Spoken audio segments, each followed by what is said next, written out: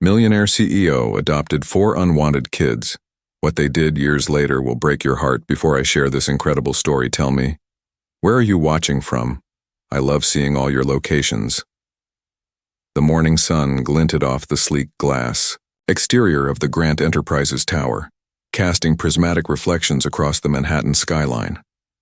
Inside his penthouse office, Maxwell Grant stood motionless at the floor-to-ceiling windows, surveying the city that he had, in many ways, helped build. At 52, Maxwell had achieved everything society deemed worthy of pursuit: unimaginable wealth, global influence, and a reputation for business acumen that bordered on the prophetic. "Mr. Grant," came a gentle voice from the doorway. "Your 9 o'clock was canceled, and the Tokyo investors need an answer by noon." Maxwell turned to face his executive assistant, Victoria Chen. 20 years as his right hand had given her an uncanny ability to read his moods. Today she noticed the slight downward turn of his mouth, the distant look in his steel-gray eyes. "Thank you, Victoria," he replied, his voice carrying the refined edge of someone accustomed to being heard the first time. "Tell Tokyo we're in, and reschedule the afternoon budget meeting. I need to review the European numbers before making any decisions." Victoria nodded, making notes on her tablet. She hesitated, an unusual behavior that immediately caught Maxwell's attention. "Something else?" he asked, raising an eyebrow.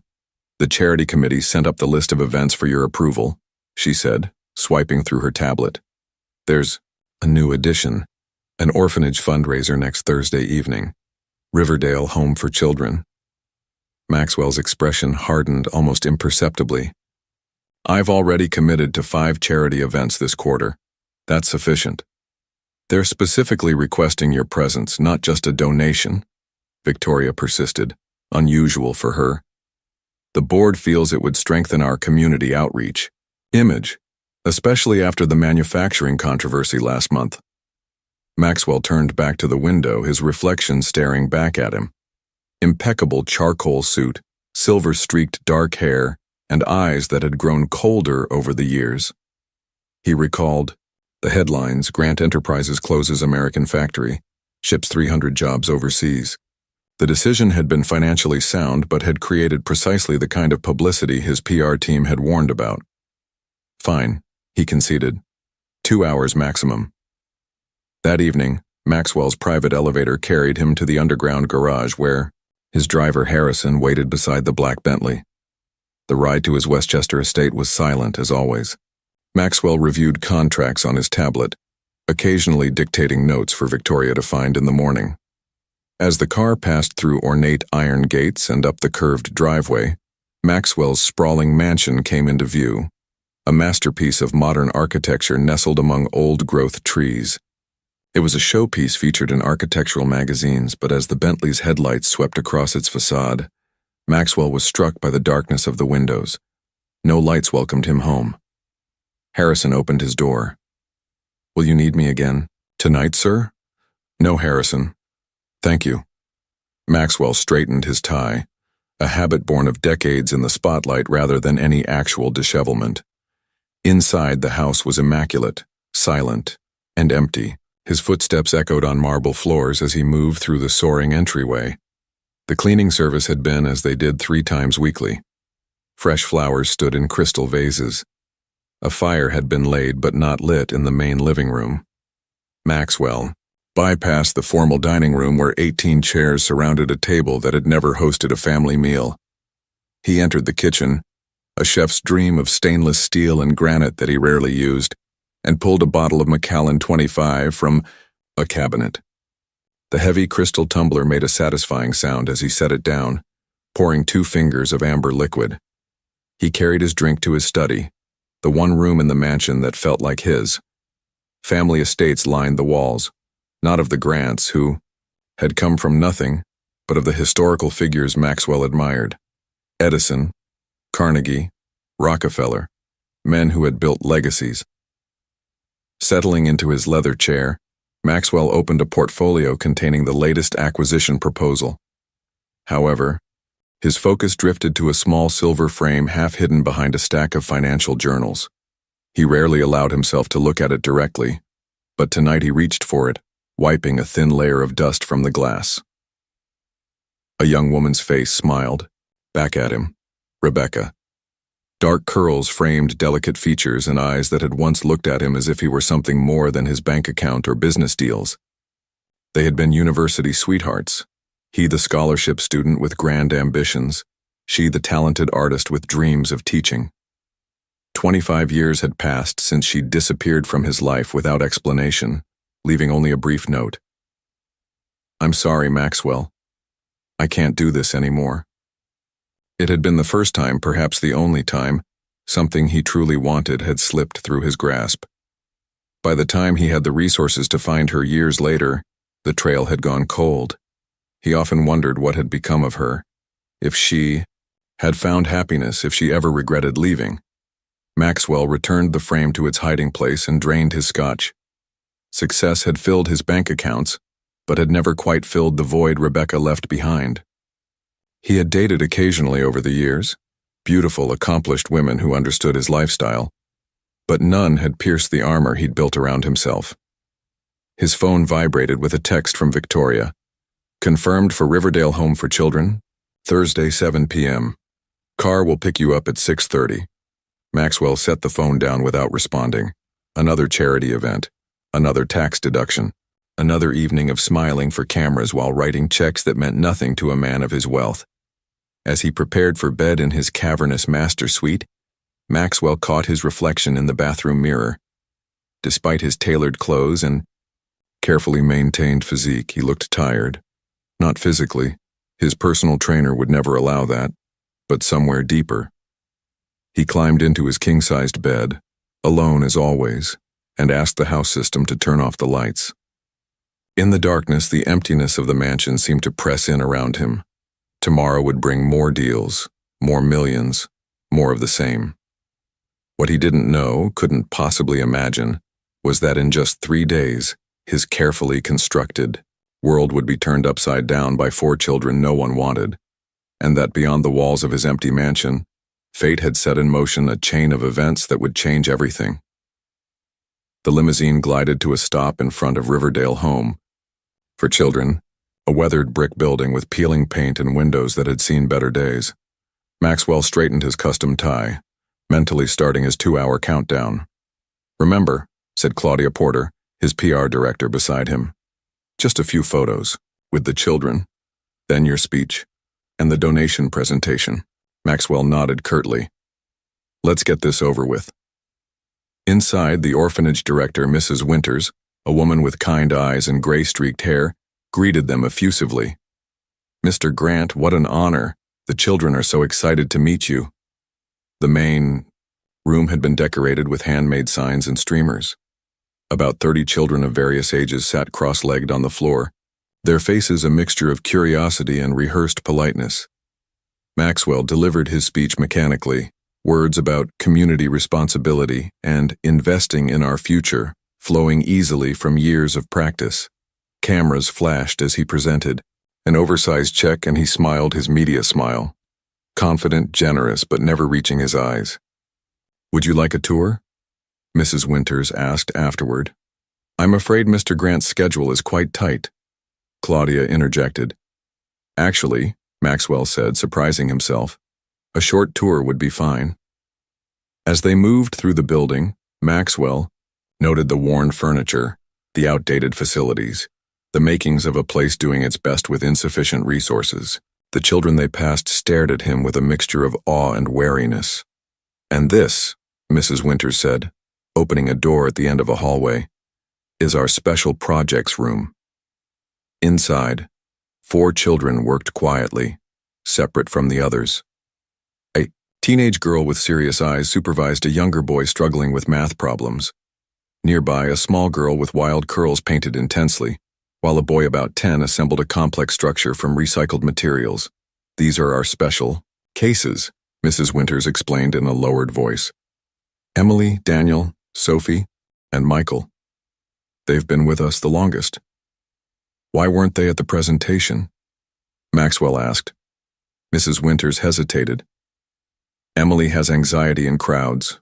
The others, well, they're a package deal." Emily won't be separated from her siblings, which makes placement nearly impossible. Their time with us is almost up, unfortunately. What happens then? Maxwell found himself asking. They'll likely be separated into different foster homes. Emily's age makes her particularly difficult to place. Something about these 4 children captivated Maxwell's attention. The girl, Emily, looked up, meeting his gaze with surprising directness. "Hi," Maxwell said, uncharacteristically awkward. "Are you the rich man everyone's been cleaning for?" she asked bluntly. "Emily," Mrs. Winters scolded, but Maxwell raised a hand. "It's all right." "Yes, I suppose I am." "Why?" the younger boy, Daniel, asked. "Why am I rich?" Maxwell replied, confused. "No, why do you care about this place?" The question caught Maxwell off guard. In his world, people didn't question his motives. They simply accepted his generosity with gratitude. Before he could answer, the smallest girl approached, offering him her painting, a surprisingly skillful portrayal of what appeared to be, family. "It's not finished," she said softly. "I can't get the daddy right." As Maxwell took the painting, a strange feeling washed over him. Recognition, connection, something he couldn't name. These children, unwanted by the world, stirred something long dormant inside him.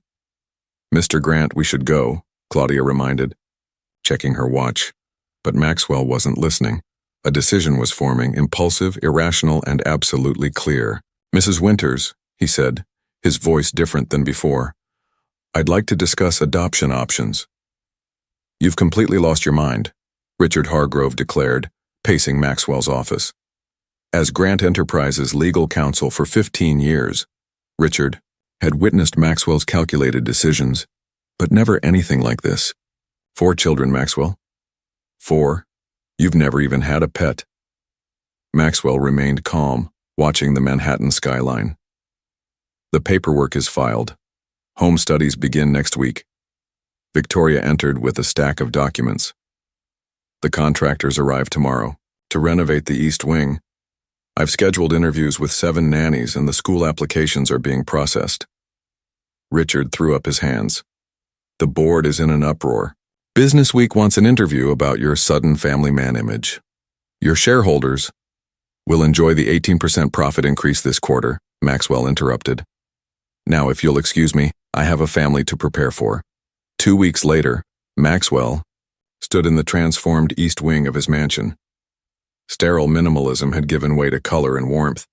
4 bedrooms, each designed to match personalities he was just beginning to understand. Emily's in sophisticated blues with a writing desk, Daniel's with built-in bookshelves and a junior science station, Sophie's with an art corner and rainbow accents, Michael's with music-themed decor and a keyboard. "Mr. Grant?"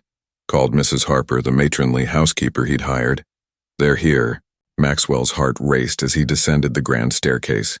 Mrs. Winters stood in the foyer with the 4 children, their belongings in mismatched bags at their feet. Emily, 15, positioned herself protectively in front of the others. Daniel, 10, observed everything with analytical curiosity. Sophie, 7, clutched her sketchbook tightly, while Michael, 8, stayed unnervingly silent.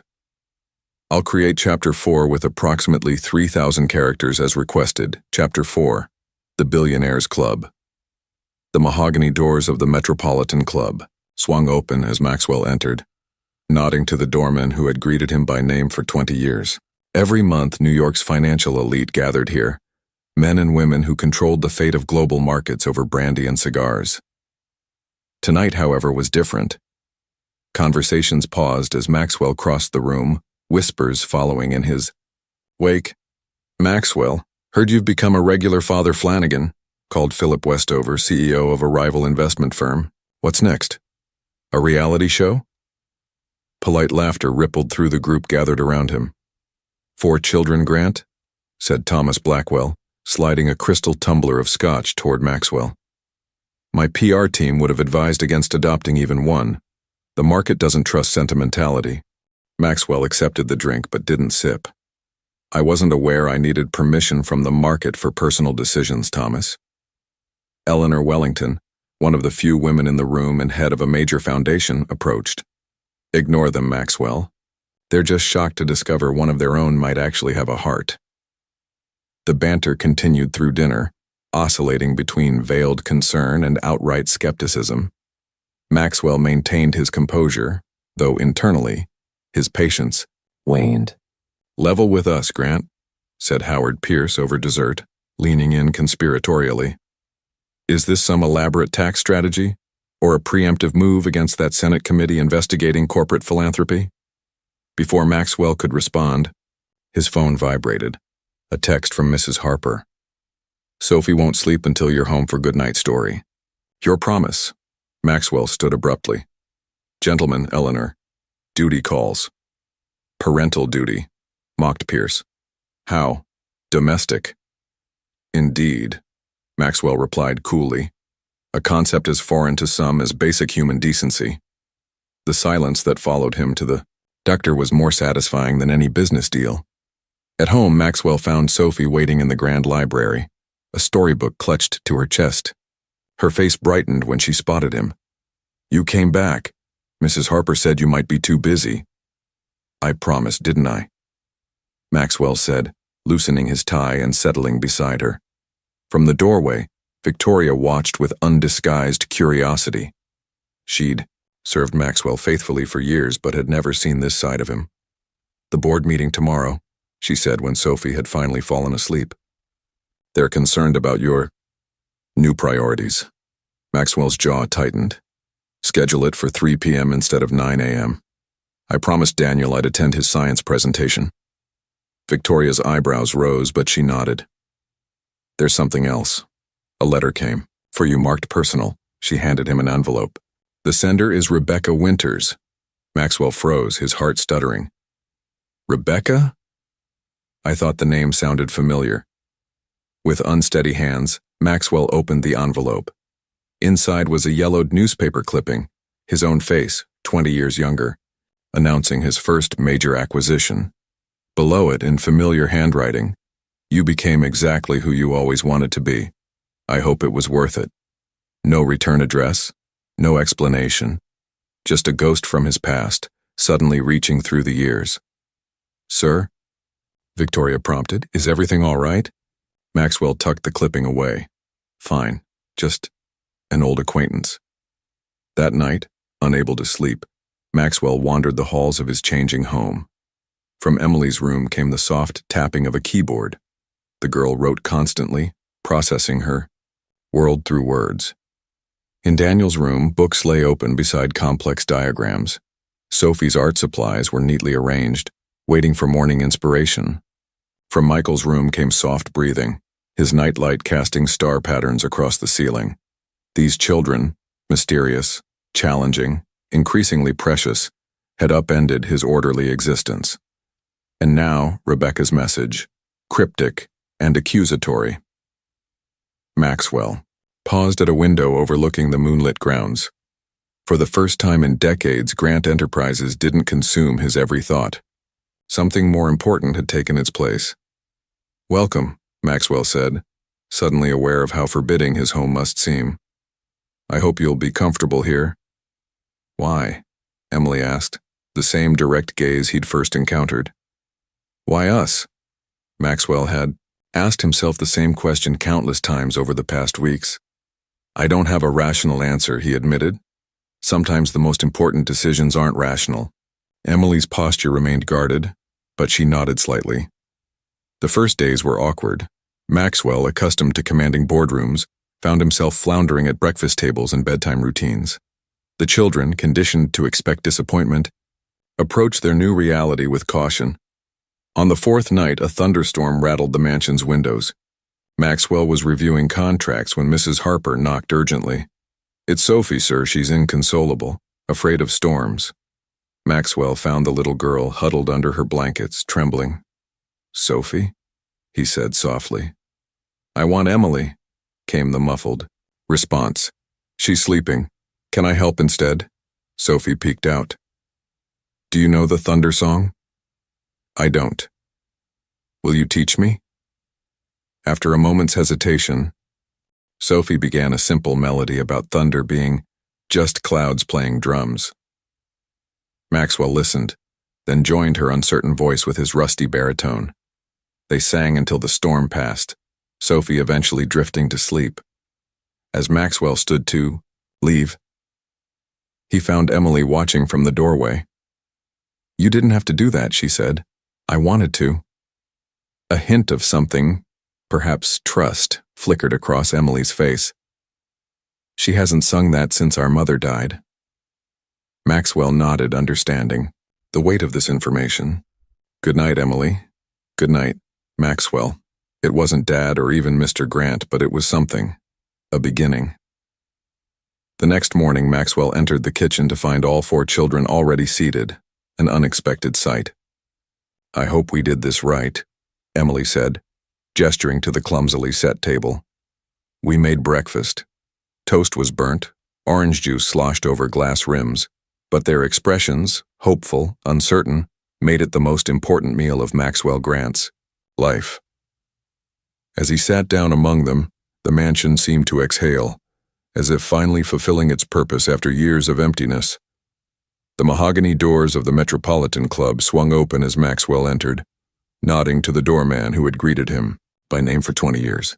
Every month, New York's financial elite gathered here, men and women who controlled the fate of global markets over brandy and cigars. Tonight, however, was different. Conversations paused as Maxwell crossed the room, whispers following in his wake. "Maxwell, heard you've become a regular Father Flanagan," called Philip Westover, CEO of a rival investment firm. "What's next? A reality show?" Polite laughter rippled through the group gathered around him. "4 children, Grant," said Thomas Blackwell, sliding a crystal tumbler of scotch toward Maxwell. "My PR team would have advised against adopting even 1. The market doesn't trust sentimentality." Maxwell accepted the drink but didn't sip. "I wasn't aware I needed permission from the market for personal decisions, Thomas." Eleanor Wellington, one of the few women in the room and head of a major foundation, approached. "Ignore them, Maxwell. They're just shocked to discover one of their own might actually have a heart." The banter continued through dinner, oscillating between veiled concern and outright skepticism. Maxwell maintained his composure, though internally his patience waned. "Level with us, Grant," said Howard Pierce over dessert, leaning in conspiratorially. "Is this some elaborate tax strategy? Or a preemptive move against that Senate committee investigating corporate philanthropy?" Before Maxwell could respond, his phone vibrated. A text from Mrs. Harper. "Sophie won't sleep until you're home for good night story, your promise." Maxwell stood abruptly. "Gentlemen, Eleanor, duty calls." "Parental duty," mocked Pierce. "How domestic." "Indeed," Maxwell replied coolly. "A concept as foreign to some as basic human decency." The silence that followed him to the door was more satisfying than any business deal. At home, Maxwell found Sophie waiting in the grand library, a storybook clutched to her chest. Her face brightened when she spotted him. "You came back. Mrs. Harper said you might be too busy." "I promised, didn't I?" Maxwell said, loosening his tie and settling beside her. From the doorway, Victoria watched with undisguised curiosity. She'd served Maxwell faithfully for years but had never seen this side of him. "The board meeting tomorrow," she said when Sophie had finally fallen asleep. "They're concerned about your new priorities." Maxwell's jaw tightened. "Schedule it for 3 p.m. instead of 9 a.m. I promised Daniel I'd attend his science presentation." Victoria's eyebrows rose, but she nodded. "There's something else. A letter came for you, marked personal." She handed him an envelope. "The sender is Rebecca Winters." Maxwell froze, his heart stuttering. "Rebecca?" I thought the name sounded familiar. With unsteady hands, Maxwell opened the envelope. Inside was a yellowed newspaper clipping. His own face, 20 years younger, announcing his first major acquisition. Below it, in familiar handwriting, "You became exactly who you always wanted to be. I hope it was worth it." No return address. No explanation. Just a ghost from his past, suddenly reaching through the years. "Sir?" Victoria prompted. "Is everything all right?" Maxwell tucked the clipping away. "Fine. Just an old acquaintance." That night, unable to sleep, Maxwell wandered the halls of his changing home. From Emily's room came the soft tapping of a keyboard. The girl wrote constantly, processing her world through words. In Daniel's room, books lay open beside complex diagrams. Sophie's art supplies were neatly arranged, waiting for morning inspiration. From Michael's room came soft breathing, his nightlight casting star patterns across the ceiling. These children, mysterious, challenging, increasingly precious, had upended his orderly existence. And now Rebecca's message, cryptic and accusatory. Maxwell paused at a window overlooking the moonlit grounds. For the first time in decades, Grant Enterprises didn't consume his every thought. Something more important had taken its place. Autumn painted the Westchester estate in brilliant hues as Maxwell Grant attempted something entirely new, creating family traditions. The mansion's sprawling backyard, previously maintained for appearances rather than enjoyment, now hosted 4 children discovering its potential. "Watch me, Maxwell," called Michael, balancing precariously on a fallen log. The normally reserved boy had gradually emerged from his shell over the past 2 months, particularly when outdoors. "Careful," Maxwell replied, fighting the unfamiliar urge to rush forward and prevent a potential fall. From her perch beneath an ancient maple, Emily looked up from her journal. "He's fine. He has excellent balance." Maxwell nodded, accepting her assessment. He'd learned that Emily's knowledge of her siblings' capabilities far exceeded his own, a reality both humbling and occasionally painful. "Mr. Grant," called Daniel, appearing with a collection of leaves. "Did you know that sugar maples develop the strongest red pigmentation when nights are cold but days remain warm?" "I didn't," Maxwell admitted.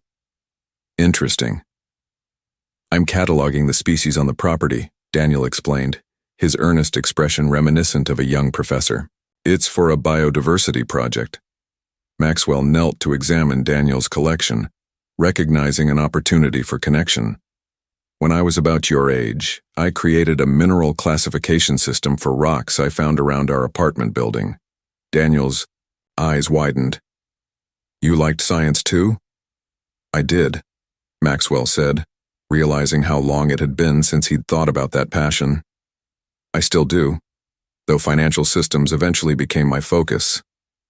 Sophie appeared, her curls wind-blown, cheeks flushed with exertion. "Maxwell, I made you something." She thrust a slightly crumpled paper into his hands, a watercolor depicting 5 figures holding hands beneath colorful trees. "It's us?" he asked carefully. Sophie nodded vigorously. "Our first family autumn. Mrs. Harper said we should make memories, so I painted one." Maxwell studied the image, unexpectedly moved by her inclusion of him in this family portrait. "It's beautiful, Sophie." "Thank you." Later that evening, after homework was reviewed and younger children tucked in, Maxwell found Emily in the library, surrounded by college brochures. "Harvard, Princeton, Yale," he observed. "Ambitious." Emily's expression remained guarded. "Just research. I know they're expensive." "Cost isn't an issue," Maxwell interrupted gently. "Your education, all of your educations are top priority." Emily studied him, that evaluating gaze that seemed to peel away his carefully constructed facades. "Why are you doing all this?" "Really?" The question hung between them, one Maxwell still struggled to answer. Before he could formulate a response, Emily continued, "You had this perfect organized life where chaos, we break things, make messes, demand attention. What do you get from this arrangement?" Maxwell considered deflecting, offering the polished response he'd prepared for business associates and media inquiries. Instead, surprising himself, he chose honesty. "I had everything society claims brings fulfillment, yet returned each night to emptiness," he said quietly. "That day at Riverdale something changed. I can't explain it rationally." Emily's skepticism remained visible, but a hint of understanding flickered in her eyes. "Daniel thinks you're a scientific genius. Sophie believes you're magical. Michael just watches everything, filing it away." "And you?" Maxwell asked. Emily closed the Harvard brochure. I'm still deciding. Maxwell nodded, accepting this provisional status. Fair enough. As he turned to leave, Emily added, Sophie has an art showcase next Thursday. It's important to her. I'll be there, Maxwell promised. Walking back to his study, Maxwell realized his calendar was increasingly populated with science fairs, art shows, and parent-teacher conferences, commitments that now took precedence over board meetings and investor calls. His world had tilted on its axis, priorities rearranging themselves around 4 young lives that somehow, inexplicably, had become the center of his universe. The Taylor merger is non-negotiable, Maxwell stated firmly, his voice carrying across the Grant Enterprises boardroom. The quarterly meeting had stretched into its 3rd hour, and tensions were rising. The timing is problematic, argued CFO Harrison Wells. With market volatility and your personal situation, shareholders are nervous. Maxwell's eyes narrowed. My personal situation? Richard Hargrove cleared his throat. Maxwell, there's concern that your focus has shifted. The adoption has become tabloid fodder. There's a perception issue. My children are not a perception issue, Maxwell replied coldly. The phrase my children hung in the air. 6 months ago, such words would have been unimaginable from his lips. Victoria entered discreetly, passing Maxwell a note. Daniel's school called. Emergency. Maxwell stood immediately. Meeting adjourned. Victoria will reschedule. We haven't finalized the Taylor terms, protested Wells. Then they'll wait, Maxwell replied, already striding toward the door. Family emergency. 30 minutes later, Maxwell's Bentley pulled up to Westchester Academy, an exclusive private school where tuition rivaled college costs. He found Daniel sitting outside the headmaster's office, sporting a bruised cheek and torn blazer. Daniel, Maxwell said, kneeling to eye level. What happened? The boy's eyes were red but defiant. I'm not apologizing. Inside, Headmaster Phillips sat behind an imposing desk, alongside another boy with a bloody nose and his father. Maxwell recognized Charles Whitmore, CEO of Whitmore Pharmaceuticals and a major Grant Enterprises client. Mr. Grant, Phillips began, I'm afraid Daniel struck Justin during recess. We have a zero-tolerance policy for violence. He deserved it, Daniel muttered. Daniel, Maxwell cautioned, then addressed Phillips. What precipitated this incident? Justin, Whitmore smirked slightly while his father bristled. Does it matter? Your ward attacked my son. Maxwell's tone remained even. It matters to me. Daniel looked up. He said we weren't a real family, that you only adopted us as a publicity stunt, and would send us back when you got bored. Maxwell felt a surge of protective fury. I see. Boys will be boys, Whitmore said dismissively, though some clearly lack proper upbringing. Charles, Maxwell said, his business smile not reaching his eyes. Before you continue, you should know that Whitmore Pharmaceuticals' exclusivity contract with Grant Medical Supply is approaching renewal. The implication hung clearly. Whitmore's expression hardened. Furthermore, Maxwell continued, turning to Phillips, if Westchester Academy tolerates bullying based on family structure, perhaps we should reconsider the significant donation earmarked for your new science wing. Phillips paled. Mr. Grant, I assure you, Daniel defended himself against cruelty, Maxwell interrupted. I expect both appropriate disciplinary action against Justin and a school-wide initiative addressing family diversity. On the drive home, silence filled the car until Daniel finally spoke. Are you mad at me? Maxwell considered his answer carefully. Violence shouldn't be your first response, but I understand why you were upset. Those things Justin said, they're not true. I know, Daniel replied, surprising Maxwell. That's why I got so angry. He hesitated. You're our family now. Something tightened in Maxwell's chest. Yes, we are family. That evening, Maxwell received a call from Richard Hargrove. The Whitmore contract, Charles is threatening to walk. Let him, Maxwell replied. That's a $50 million relationship, Maxwell. And Daniel is my son. The words came naturally now. Some things aren't negotiable, Richard. After hanging up, Maxwell found Emily in the doorway of his study. I heard about what happened today, she said, with Daniel. Maxwell prepared for criticism. Emily remained the most guarded of the four. Instead, she simply said, "Thank you for believing him." "Of course," Maxwell replied. "Why wouldn't I?" Emily shrugged, but her expression had softened. Most adults take the easy way out. As she turned to leave, Maxwell realized something fundamental had shifted. In defending Daniel, he had unknowingly passed some crucial test in Emily's eyes, moving one step closer to earning her trust. "But why can't we go to the charity gala?" Sophie asked, her bottom lip protruding slightly. "I have a new dress and everything." Maxwell adjusted his bow tie, watching his reflection in the hallway mirror. "It's a very late event, Sophie. Besides, Mrs. Harper has planned a movie night for you all."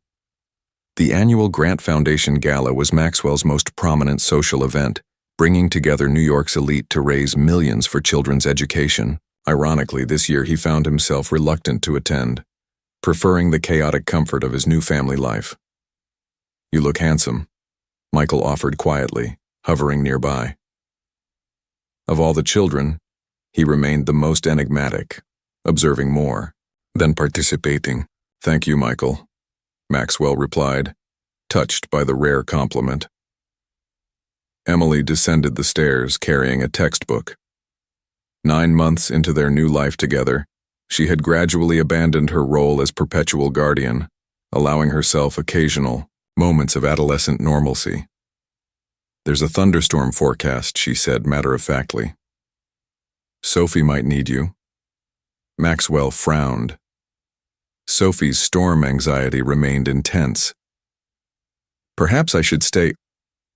"We'll handle it," Emily interrupted, surprising. Mrs. Harper knows the thunder song now, and I'll be here." The unspoken message was clear. They were learning to function as a unit, not solely dependent on Maxwell. "Call if you need anything," he said, accepting Victoria's arrival as his cue to depart. The gala proceeded as expected. Champagne flowed, checkbooks opened, and Maxwell delivered a polished speech about educational opportunity. Yet throughout the evening, his thoughts repeatedly drifted homeward. "Fatherhood has changed you," observed Eleanor Wellington, appearing beside him on the terrace where he'd escaped for a moment of quiet. Maxwell smiled wryly.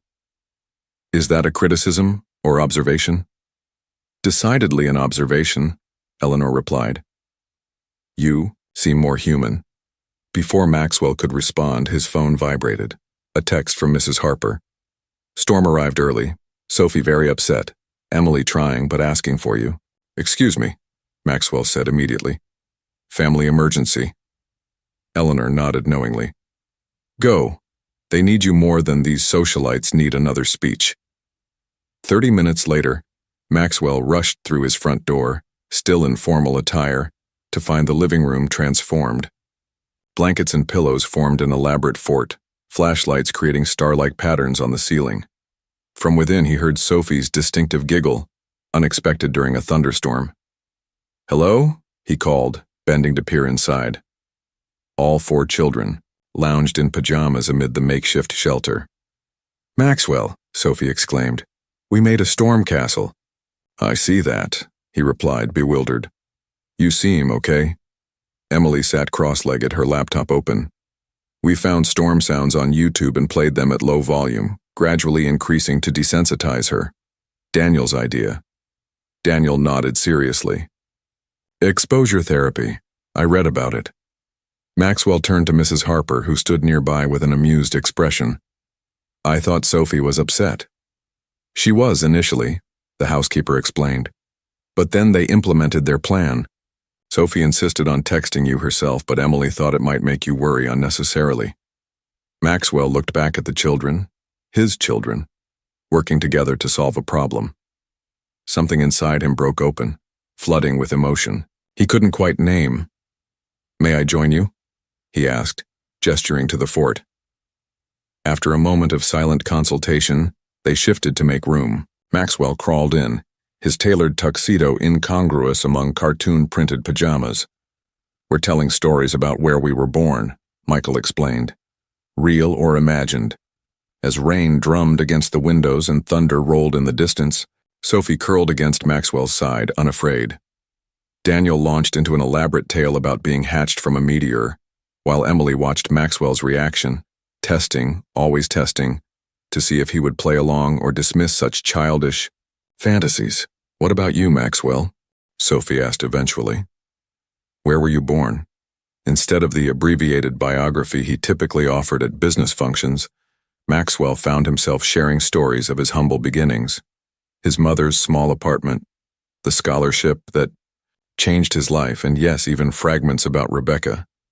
As the storm gradually subsided outside, something new solidified within the blanket fort. A trust, a connection, a family finding its unique rhythm in the most unexpected of circumstances. "Dad, have you seen my acceptance letter? I need it for the registration portal." Emily's voice echoed through the mansion, now filled with the comfortable clutter of family life. Maxwell looked up from his laptop, where quarterly reports had been replaced by college financial aid documents. "Check the folder in my study." 4. Years had transformed both the Grant mansion and its occupants. At 19, Emily had blossomed from a guarded, protective teenager into a confident young woman bound for Columbia University. The wariness in her eyes had given way to determination, though she retained her protective instincts toward her siblings. "Found it," she called back. Maxwell smiled, remembering her face when the acceptance had arrived. The tentative way she'd asked if he'd attend Parents' Weekend, as if still uncertain of her place in his heart. "Dad," Daniel appeared, now 14 and nearly as tall as Maxwell. "Can we discuss the science symposium in Boston next month? I've been invited to present my environmental impact model." "Of course," Maxwell replied. "Have Victoria block the dates." Daniel's scientific aptitude had flourished beyond anyone's expectations, his research on microplastics already garnering attention from major universities. The shy, analytical boy remained, but confidence had replaced his former hesitancy. The sound of piano music drifted from the music room, Michael practicing for his upcoming recital. At 12, his quiet observation had evolved into artistic expression, his communication most fluent through melodies rather than words. "Dad, look!" Sophie burst into the room, her perpetual energy undiminished at 11. She thrust a vibrant canvas toward him. "It's for the Adoption Day celebration." The painting depicted their family beside the fountain in the garden, the perspective slightly askew, but the emotion unmistakable. 4 years ago, Maxwell had established Adoption Day as a family holiday, marking the court date that officially made them Grants. "It's beautiful, Sophie," Maxwell said, genuinely impressed by her developing talent. "Perfect centerpiece for the dinner table." Sophie beamed, her curls now tamed into intricate braids that Mrs. Harper had learned to master. "Emily's making her special pasta. Daniel's doing science decorations, and Michael composed a song." "Sounds perfect," Maxwell replied, marveling at how completely these children had claimed his heart. Victoria appeared in the doorway, her role having evolved to incorporate this new family dynamic. "Mr. Grant, the foundation board is waiting." On the conference call. 10 minutes, Maxwell promised. The John and Rebecca Grant Foundation, established 2 years prior, focused on funding adoptions for difficult-to-place children. Maxwell had named it partly for himself, but primarily for Rebecca, whose memory had softened with time into something bittersweet rather than painful. That evening, as they gathered around the dining table celebrating their 4th year as a family, Maxwell observed each child with quiet wonder. They debated and laughed, interrupted and teased each other, all behaviors that would have horrified him in his previous life. "Speech," Sophie demanded, banging her fork against her water glass until Emily gently lowered her hand. Maxwell cleared, his throat uncharacteristically emotional. 4 years ago, I made the best decision of my life. I thought I was rescuing 4 children, but the truth is you rescued me." He raised his glass. "To family," Not the one we're born into, but the one we build together. As their glasses clinked, Maxwell caught Emily watching him, her expression thoughtful. Later, as they cleared dishes together, Maxwell Grant, billionaire, CEO, now regularly performed kitchen duties. She spoke quietly. "Sometimes I still wonder why you chose us." Maxwell considered his response carefully. "Perhaps we chose each other." Emily nodded, seeming satisfied with this answer. "Well, whatever cosmic accident brought us together, I'm glad it did." Maxwell smiled, watching his other children through the kitchen doorway, Daniel explaining some scientific concept while Sophie and Michael listened with varying degrees of comprehension. "Not an accident," he murmured, more to himself than Emily. "Family. I don't need you to fix this, Dad." Emily's voice echoed through the mansion, the door to her bedroom slamming with such force that picture frames rattled on nearby walls. Maxwell stood in the hallway, stunned by the sudden explosion of anger. Home for winter break during her sophomore year at Columbia, Emily had been uncharacteristically withdrawn for days. His attempts to connect had finally triggered this outburst. Daniel appeared from his room, headphones around his neck. "What happened?" Maxwell sighed, running a hand through his increasingly silver hair. "I wish I knew." At 15, Daniel had grown into a thoughtful young man, often serving as the family's voice of reason. "She's been texting someone continuously since she got home, and she's been researching something she closes whenever anyone walks by." Maxwell nodded, appreciating Daniel's observational skills. "Any theories?" "Several," Daniel replied. "Most likely she's pursuing information about our biological parents. Emily's age makes her more susceptible to identity questions, statistically speaking." Maxwell felt a tightening in his chest.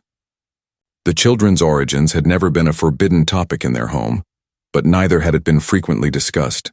The limited information from Riverdale home had been shared years ago. Their mother had died, their father unknown. "Should I give her space or push?" Maxwell asked, genuinely valuing Daniel's insight. Daniel considered.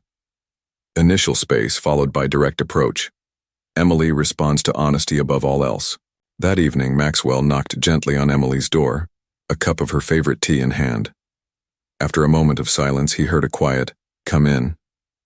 Emily sat cross-legged on her bed, surrounded by papers and her laptop. Her eyes were red-rimmed but determined. "Peace offering," Maxwell said, offering the tea. Emily accepted it with a slight smile. "I'm sorry I yelled." "I'm sorry I pushed," Maxwell replied, perching on the edge of her bed. "Want to tell me what's going on?" Emily took a deep breath. "I've been trying to find out more about my birth parents, about all of our biological origins." Maxwell nodded, having prepared himself for this possibility. "That's completely natural.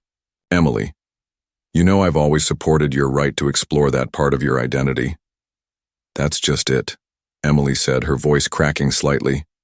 "I don't know what my identity is anymore.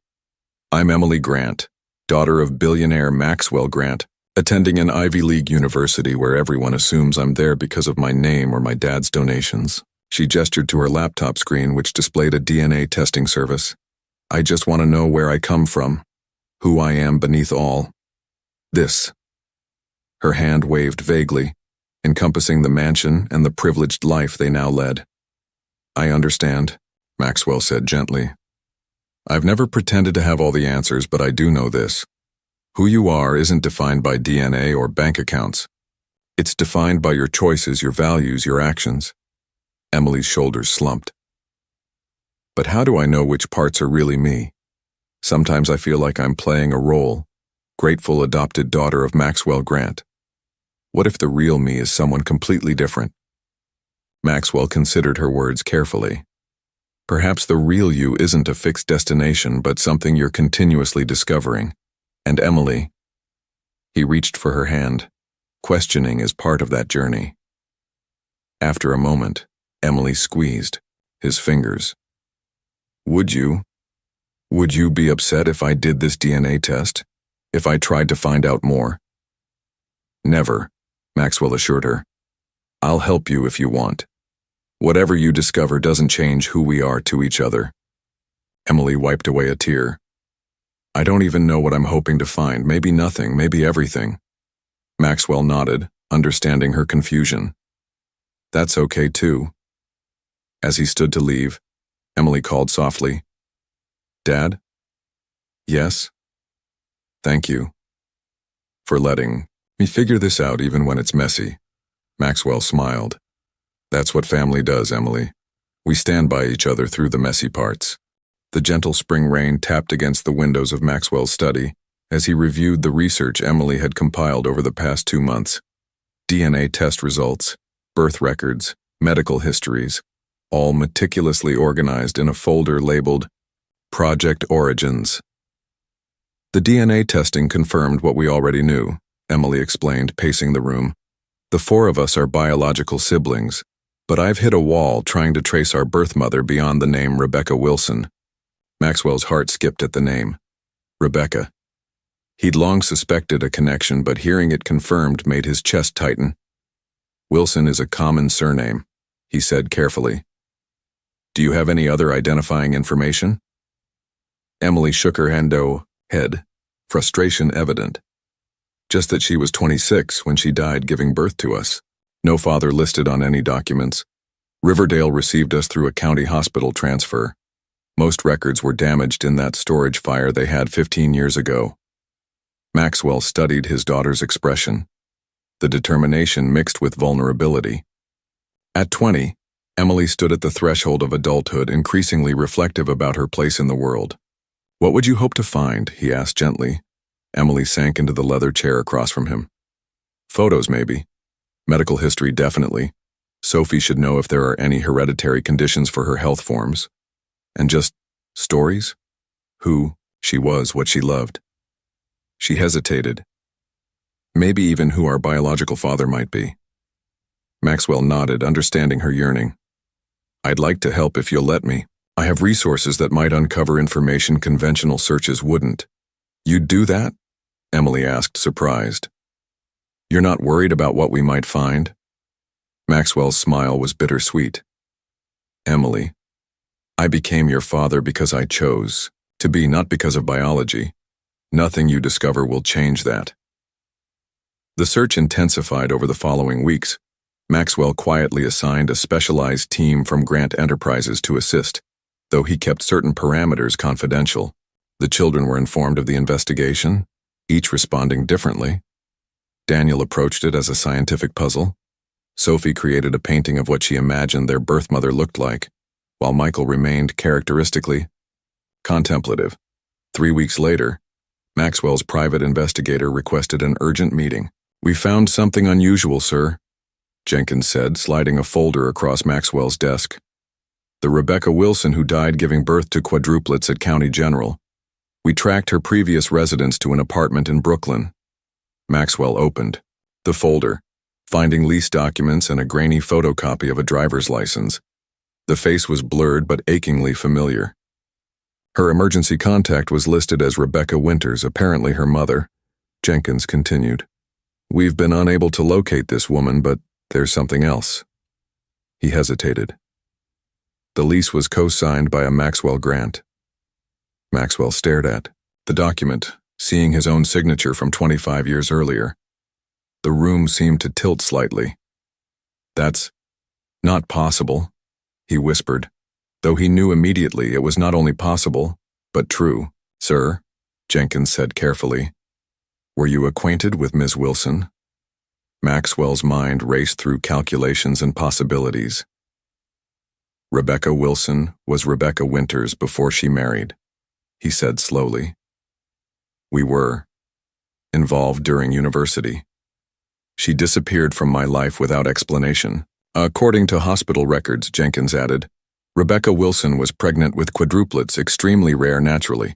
The timing would align with when she left, Maxwell finished, the realization crashing over him like a wave. She was pregnant with my children. That evening, Maxwell sat alone in his study, dozens of photographs spread before him, Rebecca at university, laughing beside a younger version of himself. The pieces were falling into place with devastating clarity.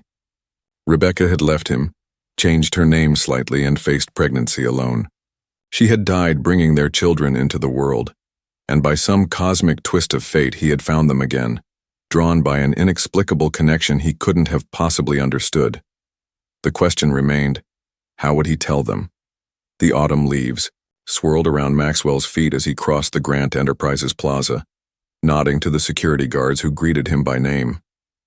At 58, Maxwell Grant cut an impressive figure, silver hair perfectly styled, bespoke suit impeccable, his stride purposeful and confident. Only those closest to him might notice the slight shadow beneath his eyes, the occasional distant gaze during meetings, the way he sometimes paused mid-sentence as if catching an errant thought. "Mr. Grant, the Tokyo investors are on line 3, Victoria called as he passed her desk. "And the quarterly reports need your signature by noon." Maxwell nodded, accepting the stack of documents she offered. "And the specialist appointment?" "Confirmed. For 2 p.m., Victoria replied quietly. "I've cleared your schedule." Inside his office, Maxwell moved through his morning routine with practiced efficiency, though his focus repeatedly drifted to the folder hidden in his desk drawer, the one containing evidence that the 4 children he'd adopted were, in fact, his biological offspring. 2 weeks had passed since the discovery, and still he hadn't found the courage to share this extraordinary revelation. The Tokyo call proceeded smoothly until Maxwell suddenly felt his vision blur. The room tilted alarmingly, voices on the speakerphone becoming distant and distorted. "Mr. Grant, are you still there?" Maxwell tried to respond, but his words slurred incomprehensibly. The last thing he registered was Victoria's alarmed face as she rushed into the office, and then darkness. He awoke to the steady beep of hospital monitors and Daniel's worried face hovering nearby. "Dad!" Daniel exclaimed, relief washing over his features. "You're awake." Maxwell tried to speak, finding his throat parched. Daniel quickly offered a cup of water with a straw. "What happened?" Maxwell managed after several sips. "You collapsed during a conference call," Daniel explained, his scientific precision momentarily overcome by emotion. "You've been unconscious for almost 6 hours." Maxwell glanced around the private hospital room, noting the evening shadows stretching across the floor. "Your siblings. Emily's flying back from Boston tonight. Sophie and Michael are with Mrs. Harper in the waiting room." Daniel hesitated. "Victoria called us immediately." Maxwell nodded, attempting to sit up before a wave of dizziness forced him back against the pillows. "Dr. Abrams wants to speak with you," Daniel said, pressing the call button. "They've run several tests while you were unconscious." Dr. Abrams entered moments later, a tall woman with kind eyes and a no-nonsense demeanor. After checking Maxwell's vitals, she glanced meaningfully at Daniel. "It's all right," Maxwell said. "He can stay." The doctor nodded. "Mr. Grant, your collapse wasn't caused by stress or exhaustion as we initially suspected. Your blood work shows significant abnormalities, and the MRI revealed concerning masses in your bone marrow." Maxwell felt a cold certainty settle in his chest. "Cancer?" "A rare form of leukemia," Dr. Abrams confirmed. "We need to perform a bone marrow biopsy to confirm, but the preliminary indicators are quite clear." Daniel's face had gone pale, his analytical mind no doubt already calculating survival statistics. "What's the treatment protocol?" Maxwell asked, his business instincts kicking in. "Identify the problem, determine solutions, implement action plan. Standard approach would be aggressive chemotherapy," Dr. Abrams explained. "However, given the specific markers we're seeing, your best chance for long-term remission would be a bone marrow transplant from a compatible donor. Siblings or children typically offer the highest probability of compatibility," Daniel interjected, his voice slightly unsteady. Dr. Abrams nodded. "Exactly. Do you have any biological relatives, Mr. Grant?" The irony of the question struck Maxwell with such force that he almost laughed. After 25 years believing himself alone in the world, he'd discovered he had 4 biological children, exactly when he might need them most. "Yes," Maxwell said quietly, meeting Daniel's confused gaze. "I believe I do." That night, As Sophie and Michael slept in hospital chairs pulled close to his bed, Maxwell watched the steady rise and fall of their breathing. Emily and Daniel had gone to arrange his discharge for the following day, insisting on taking him home rather than remaining hospitalized. The truth he'd been withholding now carried new weight. These children, his children in every sense, might literally hold the key to his survival. Yet how could he tell them now without seeming manipulative? How could he ask them to be tested without revealing the extraordinary connection that had brought them together? As dawn broke over the Manhattan skyline visible from his hospital window, Maxwell Grant made his decision. Whatever happened, whether they proved compatible donors or not, whether they embraced this revelation or resented it, his children deserved the truth. The crackling fireplace cast dancing shadows across the Grant Mansion's living room, where the family had gathered at Maxwell's insistence following his return from the hospital.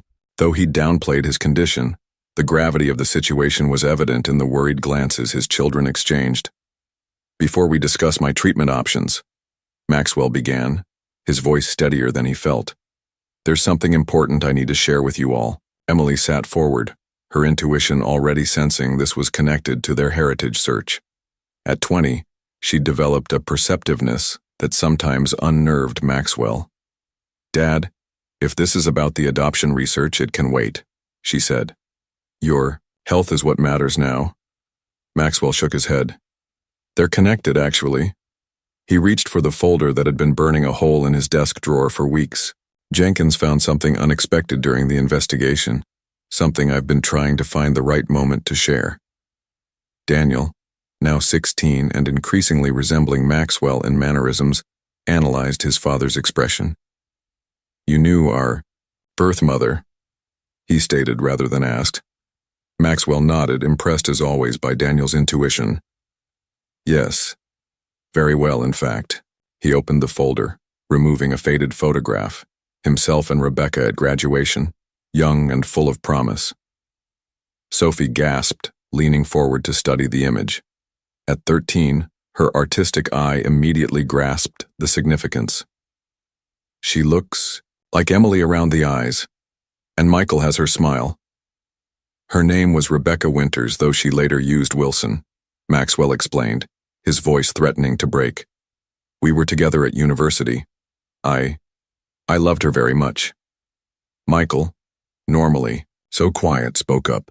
"Why did she leave you?" "I never knew," Maxwell admitted. "She disappeared from my life without explanation.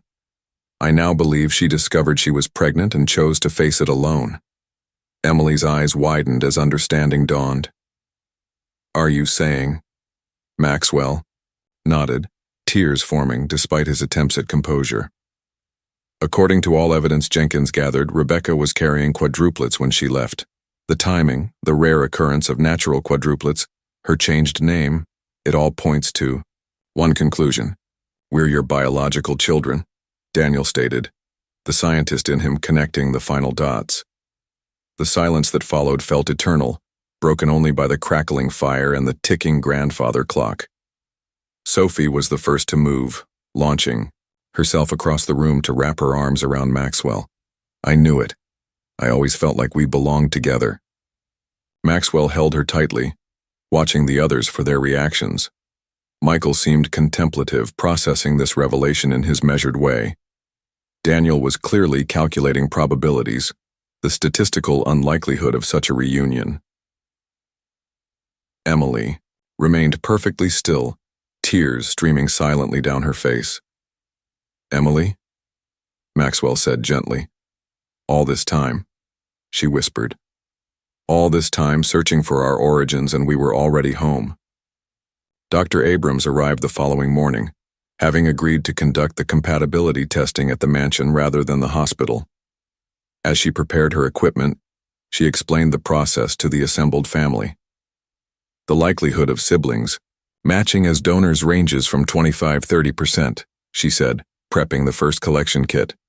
"But full siblings, especially identical multiples, have higher potential compatibility." "What about parent to child?" Daniel asked. "Less common," Dr. Abrams replied. "About 5% chance typically, Maxwell watched as each child willingly offered their blood samples, even Michael, who hated needles. Their immediate willingness to be tested, without hesitation or question, moved him deeply.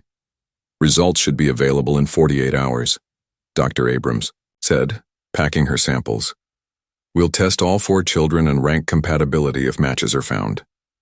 After she left, the family settled into an anxious wait. The revelation of their biological connection had created a strange new atmosphere, familiar yet altered, as if they were seeing each other through fresh eyes. 2 days later, Dr. Abrams' call came. Maxwell answered on speakerphone. The children gathered around his study desk. Mr. Grant, her voice crackled through the line. I've never seen anything like this in my career. Maxwell's heart sank. No matches? Quite the opposite, she replied, audible amazement in her voice. All 4 children are compatible donors. Not just compatible, they're perfect matches. The probability of this is, well, it's essentially impossible without some genetic explanation. As the call ended, Emily voiced what they were all thinking. It wasn't chance that brought us together, not at the orphanage, not now. Something led you to us. Maxwell looked at his 4 children, his biological children, and felt a sense of wonder overwhelm him. Perhaps some bonds are too strong to be broken, he said softly, even by time or circumstance. The transplant procedure will take place next Tuesday, Maxwell explained, reviewing Dr. Abrams's treatment plan with his children. Daniel's marrow showed the strongest cellular profile, so he'll be the primary donor. Daniel nodded seriously, having already immersed himself in medical literature about bone marrow donation. At 16, his analytical approach to challenges remained his defining characteristic. What happens after the transplant? Sophie asked, her artistic hands nervously, braiding and unbraiding a lock of her hair, a habit that emerged whenever she was anxious. Recovery will take several months, Maxwell answered honestly. I'll be immunocompromised while my body adjusts to Daniel's cells. Emily, home from college indefinitely to support the family, had transformed their East Wing into a recovery suite, researching hospital-grade sanitation procedures with characteristic thoroughness. We should finish organizing your personal papers before the procedure, she suggested, just to ensure everything's in order. Maxwell understood her unstated concern that, despite the excellent prognosis, she wanted to be prepared for any outcome. Good idea. The study files need sorting anyway. Michael, now 14 and still the quietest of the siblings, spoke up unexpectedly. What about the attic boxes? The ones from your old apartment that were never unpacked? Everyone turned to Michael, in surprise. Maxwell had indeed stored several boxes from his pre-mansion days in the attic, memorabilia and papers he'd never found time to sort through during the whirlwind of corporate expansion and, later, fatherhood. You're right, Maxwell acknowledged. I'd forgotten those existed. The attic expedition began that afternoon. Maxwell, still weakened from his preliminary treatments, supervised from an armchair as his children sifted through the physical artifacts of his earlier life. Look at this, Sophie exclaimed, extracting a yellowed newspaper from 1991. Dad's first company launch. You had a ponytail. Maxwell chuckled, accepting the paper. Different times. Daniel uncovered university textbooks filled with Maxwell's precise notes, while Emily found awards and certificates documenting his rise from scholarship student to business phenom. It was Michael who discovered the small locked box. What's this? He asked, presenting a weathered wooden case with a tarnished brass lock. Maxwell stared at it, recognition washing over him. Rebecca gave me that, he said softly. For my 21st birthday. I haven't opened it in decades. With trembling fingers, Maxwell produced a small key from his wallet, carried all these years without conscious purpose. The lock turned with surprising ease, revealing a collection of photographs, handwritten notes, and a sealed envelope with Maxwell written in familiar handwriting. This wasn't here before, he whispered, lifting the envelope. I would have remembered. The children gathered around as Maxwell carefully opened the seal, extracting a letter dated 23 years earlier, roughly 9 months before their birth. Dear Maxwell, he read aloud, his voice unsteady. If you're reading this, something has gone terribly wrong. I never meant to disappear without explanation, but I couldn't bear to disrupt the future you've worked so hard to build. The letter continued, revealing the truth they'd pieced together but with heartbreaking clarity. Rebecca had discovered her pregnancy, quadruplets, a shock to her doctors. Knowing Maxwell's single-minded focus on building his company, understanding his ambition and the sacrifices he'd already made, she had chosen to face parenthood alone rather than derail his dreams. I know you would have married me immediately, abandoned your business plans, sacrificed everything you've worked for. The letter continued. I couldn't let you choose between your dreams and us. Perhaps someday, when you've built your empire, and our children are older, fate will find a way to bring you together. I'm leaving this letter with my mother to deliver if anything happens to me. Maxwell's voice broke as he reached the final lines. Know that I loved you enough to let you go, and I love our children enough to believe they might someday know their father. All my love, Rebecca. Silence filled the attic as the letter's implications settled over them. Rebecca had intended for Maxwell to find their children if tragedy struck, but something had failed in that plan. Her mother had never delivered the letter. Instead, by some extraordinary alignment of circumstances, Maxwell had found them anyway. Emily was the first to speak, tears streaming down her face. She loved you both enough to let go and enough to leave a path back. Maxwell nodded, unable to speak, holding the last words from the woman he'd never stopped loving, the mother of the children who had become his salvation in more ways than one.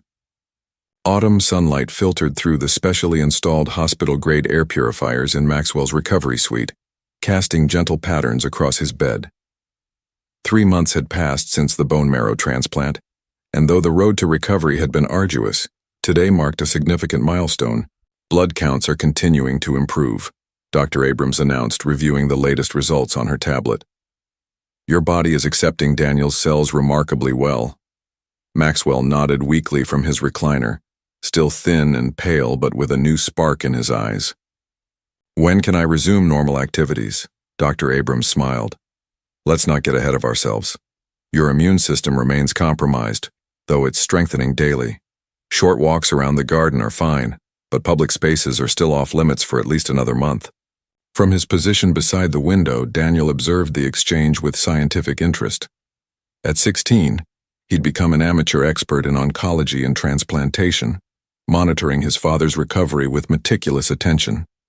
The accelerated cell regeneration suggests his body recognizes the genetic similarity, Daniel noted.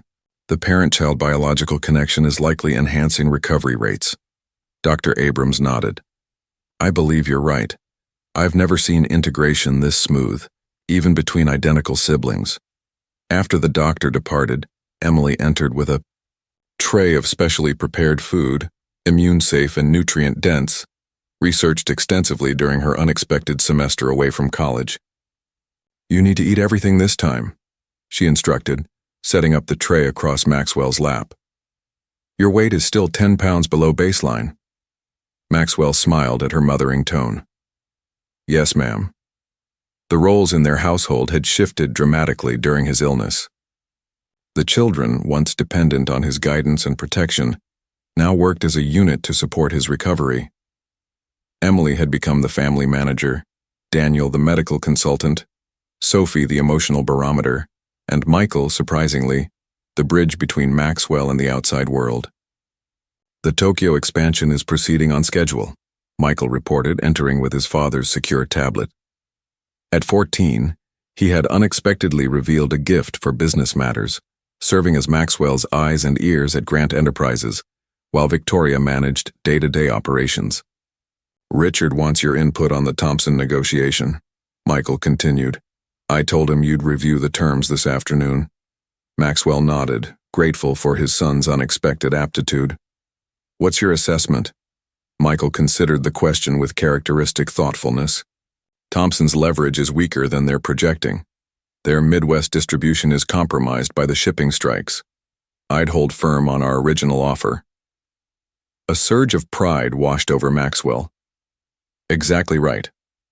The afternoon passed peacefully, Maxwell working through limited business matters while his strength permitted. Sophie arrived after school, immediately setting up her easel near his recliner. "I'm painting your recovery journey," she explained, mixing colors with practiced precision.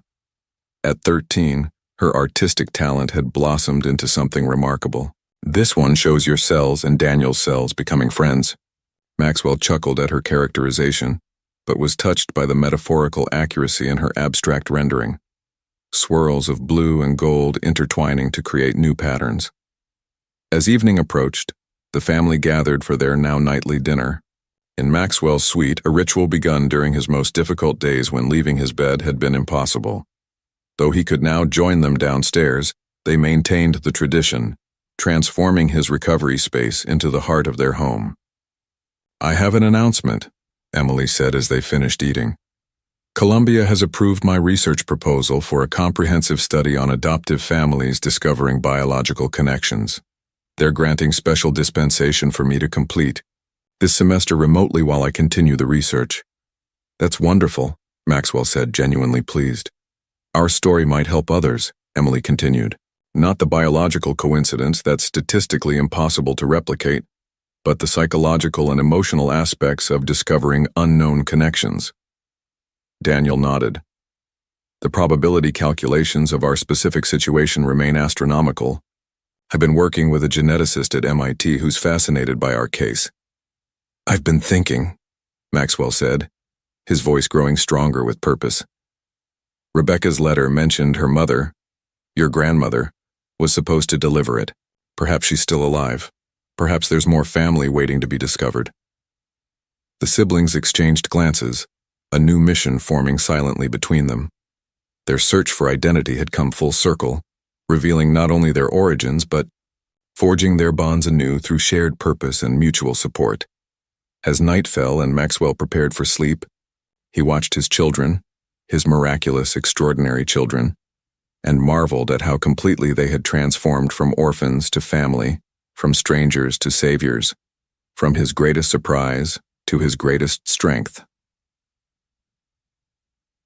The Grant Foundation.